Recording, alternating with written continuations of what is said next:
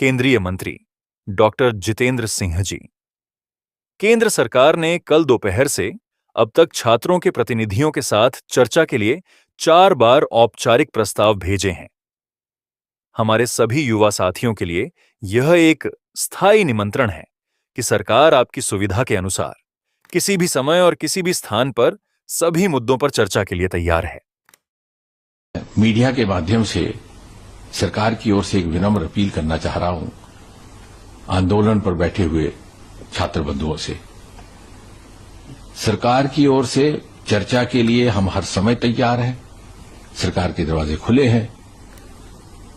This is a standing invitation to all our youth friends. आप किसी समय भी कभी भी चर्चा करना चाहे, आपकी सुविधा अनुसार हम चर्चा के लिए तैयार हैं। प्रत्येक विषय को लेकर के, आंदोलन के विषय को लेकर के और उसके साथ साथ जुड़े अन्य विषयों को लेकर के भी चर्चा के लिए सरकार तैयार रहेगी। और जितना समय चर्चा के लिए लाजिम होगा उतना हम देने को भी तैयार हैं। We do not stand on prestige, we never stand on prestige. आपके साथ चर्चा में देश के स्वास्थ्य मंत्री और वरिष्ठ नेता श्री जेपी नड्डा जी रहेंगे। उनके हमरा उनके संग मैं भी रहूंगा और धीरे धीरे हम इसी चर्चा के माध्यम से समाधान की ओर बढ़ सकते हैं और समाधान से ही नया रास्ता भी निर्धारित हो सकता है। जहां भी आप कहें, चाहे आप रेजिडेंस पर कहें नड्डा जी की, तो वहां भी चर्चा हो सकती है। अगर आप कहें ऑफिस में, तो ऑफिस में भी हो सकती है। जैसे मैंने कहा, हमारे लिए ये कोई प्रतिष्ठा का विषय नहीं है।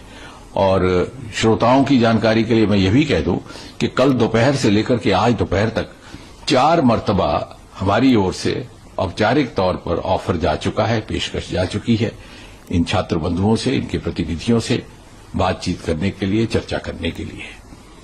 और प्रधानमंत्री श्री नरेंद्र मोदी जी स्वयं बहुत संवेदनशील है इस विषय को लेकर के। उन्होंने जैसे सुबह भी अपने कथन में कहा कि सर्वाधिक प्राथमिकता और इंपॉर्टेंस और महत्व वो देते हैं युवाओं के हितों को।